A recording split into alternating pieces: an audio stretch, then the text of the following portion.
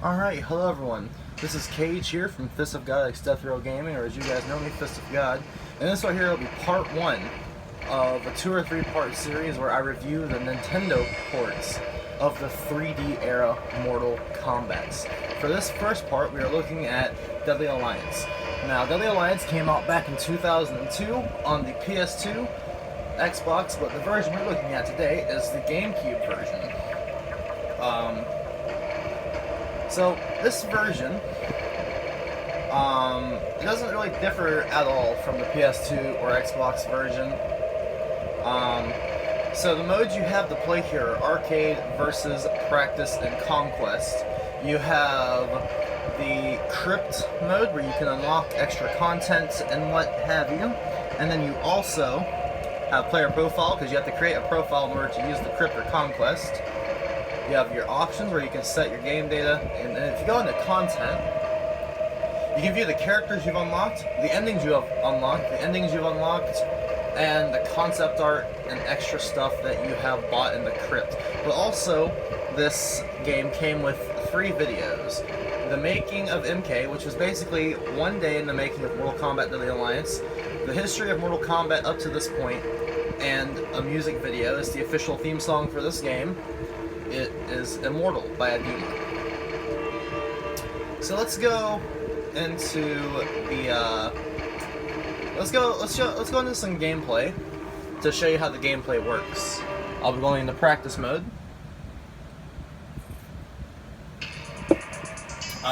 So as you see here, pretty decent roster of characters. These last 3 rows here will be locked whenever you first start your game, and you'll have to unlock them in the Crypt. So your characters you have here are Shang Tsung, Baraicho, Quan Chi, Sonya Blade, Scorpion, Li Mei, Kenshi, Movado, Johnny Cage, Kung Lao, Kano, Sub-Zero, Nitara, Drawman, Suhao, Katana, Jax, Frost, Raiden, Reptile, Cyrax. I'm gonna go ahead and choose a stage. Let's go here. Let's just get into the gameplay and I'll explain to you guys how it works. In this game, whenever you unlock alternate costumes, you press start to select them.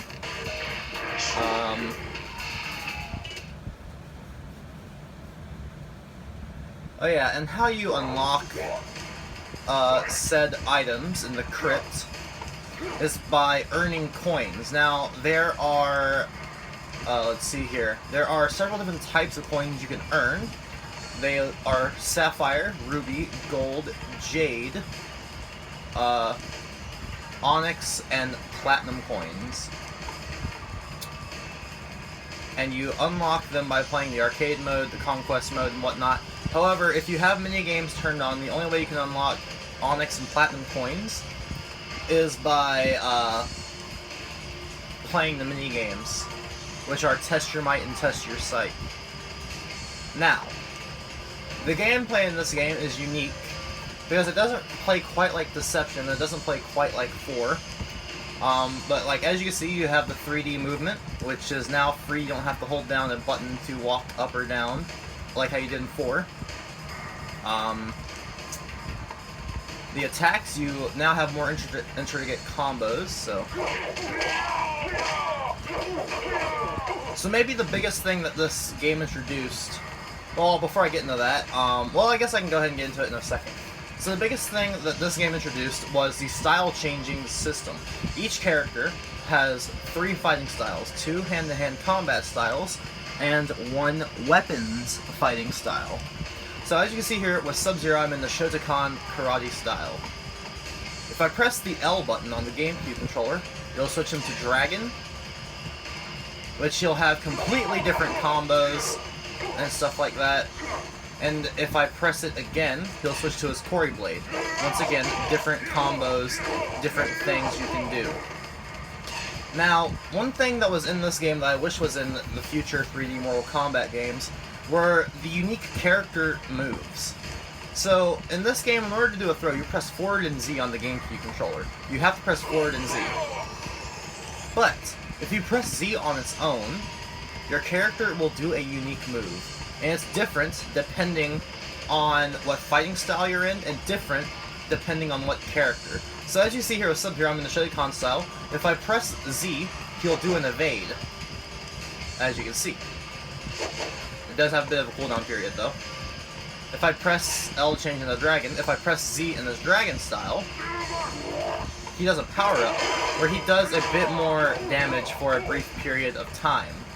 And if I switch to his Quarry Blade style and press Z, as you see, he impales it into Scorpion, and he bleeds to death over time. Now, for every character, it'll be different for every style.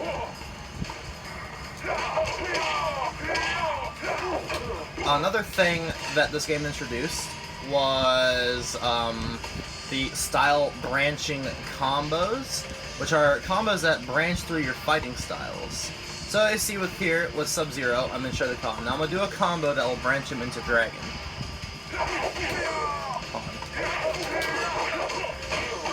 As you see here, it did 6 hits, 3 in Shoryuken, 3 in Dragon. Now, things that people complain about in this game a lot are the fact that every character only has one fatality, and the fact that there are no stage fatalities.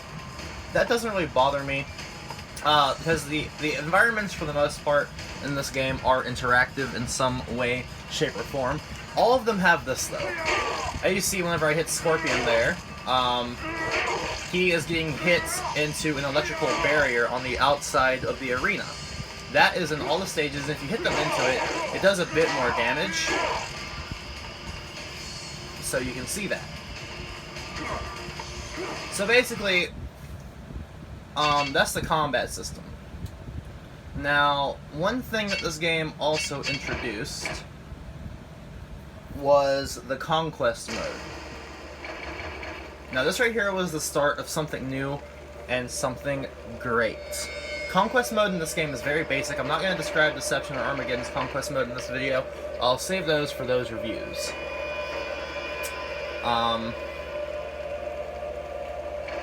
But the Conquest mode in this game is very basic.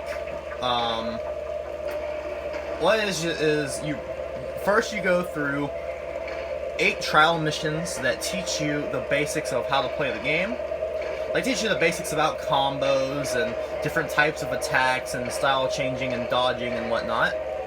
And then, after that, hang on, let me sign in. Crap, hang on.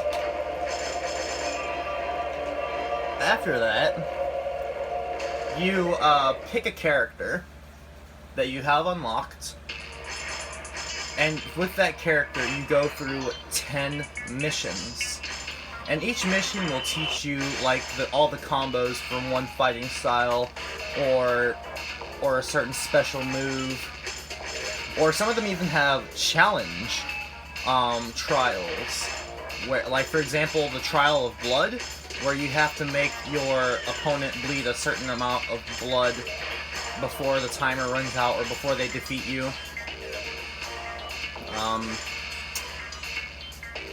But yeah, that's basically Conquest mode. And after you beat Conquest mode, you'll unlock 2 characters, Blaze and Mocap.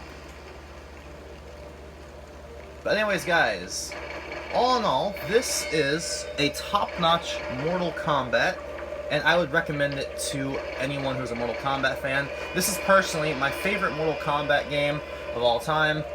I love this game to death, and yeah. So that is the end to this first part in this mini-series that I'm going to be doing. Next up will be Mortal Kombat Deception. Anyways, I hope you all enjoyed, and I'll see you all in the next review or gameplay. But yeah, I give this game a solid 9 out of 10. Anyways, guys, that's it for me. I love you all, and I'll see you all in the next one.